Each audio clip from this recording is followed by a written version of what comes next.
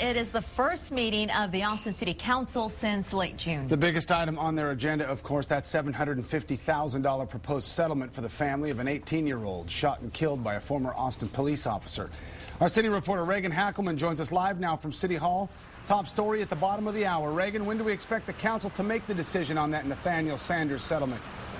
Well, hey, guys, we expect that decision to come down sometime around 2 or 2:30 this afternoon. Right now, the City Council is wrapping up what's known as citizens communications. That should be ending right as I'm speaking right now.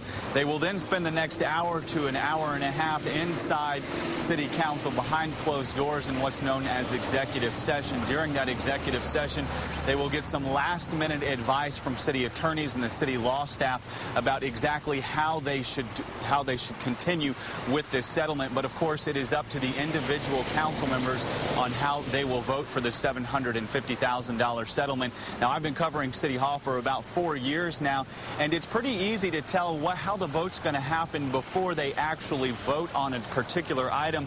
But in this case, it is a very, very close vote. We'll get back to how we think the vote's going to shape up a little later. But first, we're going to give you a little bit of background on this entire situation. It was former Austin police officer Leonardo Quintana shot and killed Nathaniel Sanders back on May 11th of 2009.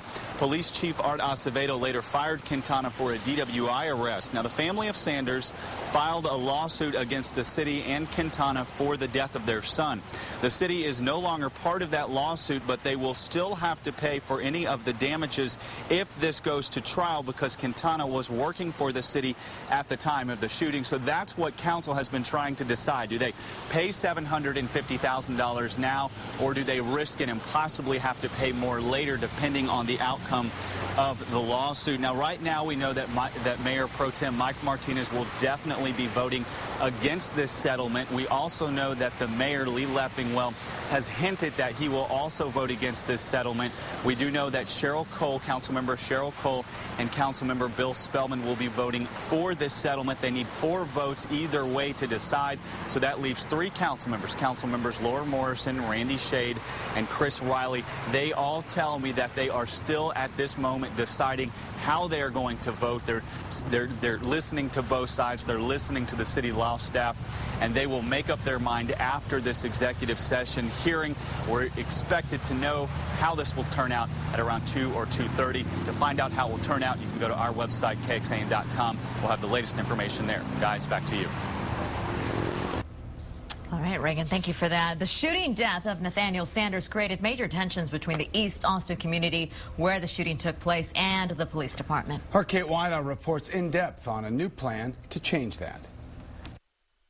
Good afternoon. Well, while talks continue inside City Hall concerning the settlement, both the police department and the NAACP are teaming up together to try to ease tensions as a result of the shooting. Now, police officers are reaching out to the community by partnering with them because they want to go to schools and parks to talk with young people about what it's like to patrol the streets and to listen to them about what it's like to grow up in their community. Next month, officers will participate in a back-to-school event at the Walnut Creek Apartments. That's the complex where Sanders was shot. They will hand out school supplies to children there. It's harder to distrust and dislike people when you get to know them. And so I think all of this will help the communication building and start to build some bridges that we needed to build a long time ago. Local NAACP President Nelson Linder said that he really wants the community to see that everyone has common interests and to realize that everyone needs to work together. From Austin City Hall, Kate Whiteout, KXAN, Austin News.